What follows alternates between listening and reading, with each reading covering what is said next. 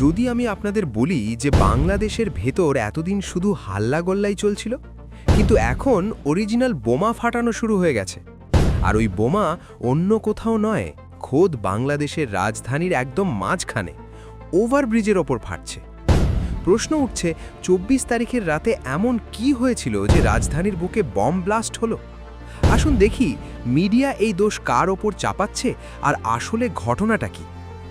আপনারা যদি দেখেন, বাংলাদেশে এখন যা কাণ্ড হচ্ছে তা ১৯৭১-এও হয়নি। যে ১৯৭১-এ ভারত বাংলাদেশকে স্বাধীন করতে নিজের ৪,০০০ সৈনিকের প্রাণ দিয়েছিল, আজ সেই বাংলাদেশ ভারতের দিকেই আঙুল তুলছে, বলছে তুই কে রে ভাই? এমনকি তারা কাশ্মীর স্বাধীনের স্লোগানও দিচ্ছে। ওদের কে বোঝাবে যে কাশ্মীর ভারতেরই অবিচ্ছেদ্য অংশ, আর তোমরা ভারতেরই সহযোগিতায় তৈরি হওয়া একটা দেশ? বর্তমান অস্থিরতা ও ইউনূস সরকার, আজ পরিস্থিতি এমন দাঁড়িয়েছে যে বাংলাদেশ একটা ভারী পাথরে পরিণত হয়েছে, যা ভারতের মাথা ব্যথার কারণ হতে পারে। ওসমান হাদির মৃত্যু আর ইউনূস সরকারের নির্বাচন পিছিয়ে দেওয়া, সব মিলিয়ে দেশে কোনো স্থিতিশীলতা নেই। কিন্তু এই অস্থিরতা ছড়ালো কিভাবে? দেখুন, ডক্টর ইউনূস বাংলাদেশের প্রধানমন্ত্রী নন। তিনি হলেন সেই বিদেশি এজেন্সিগুলোর মহড়া যারা চায় না এই এলাকায় শান্তি ফিরুক। আমেরিকা, পাকিস্তান বা অন্য বড় শক্তিগুলো চায় না এখানে স্টেবিলিটি আসুক, কারণ ভারত যদি শান্তিতে থাকে তবে ৫-১০ বছরেই ভারত বিশ্বগুরু হয়ে যাবে। তাই তারা চায় যেন তেনভাবে বাংলাদেশের নির্বাচন আটকে রেখে দেশকে নরক বানিয়ে ভারতের অগ্রগতি থামিয়ে দিতে।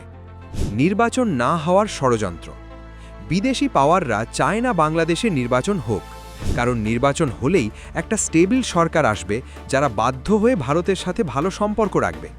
কারণ ভারত বাংলাদেশকে কি দেয়নি? ট্রেন, রাস্তা, নিউক্লিয়ার পাওয়ার প্ল্যান্ট থেকে শুরু করে বিদ্যুৎ পর্যন্ত। ভারত যদি আজ সুইচ অফ করে দেয় তবে বাংলাদেশের লণ্ঠন নিয়ে ঘুরতে হবে। সবচেয়ে বড় কথা, ১৯৭১-এর স্বাধীনতা কে দিয়েছিল? যেই পাকিস্তানিরা ৩ লক্ষ মা বোনের ইজ্জত নিয়েছিল, আজ সেই পাকিস্তানের সাথেই হাত মিলিয়েছে। এটা সাধারণ বিষয় নয়, এটা একটা বড় গেম প্ল্যান যাতে ভারতকে ব্যস্ত রাখা যায়।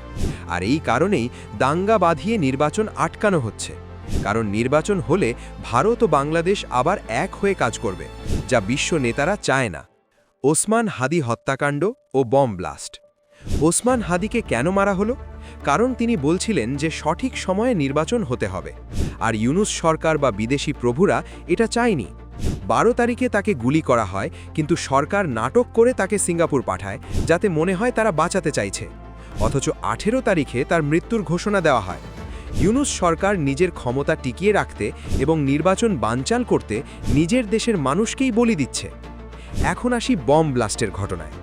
ওসমান হাদির ভাই ওমর হাদি পরিষ্কার বলেছেন, এর পেছনে ভারত নেই, আছে দেশের ভেতরের ওই চোরটারা যারা নিজের পকেট ভরতে দেশকে বেচছে। ঠিক ঢাকার মাঝখানে ওভারব্রিজের ওপর থেকে একটা ক্রুড ডিভাইস বা বোমা নিচে ফেলা হয়।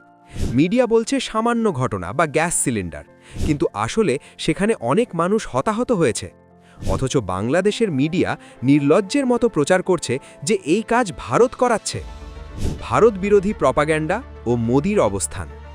বাংলাদেশের ব্রেন ওয়াশ এমনভাবে করা হয়েছে যে দেশে একটা পটকা ফাটিয়েও তারা বলে ভারত ফাটিয়েছে।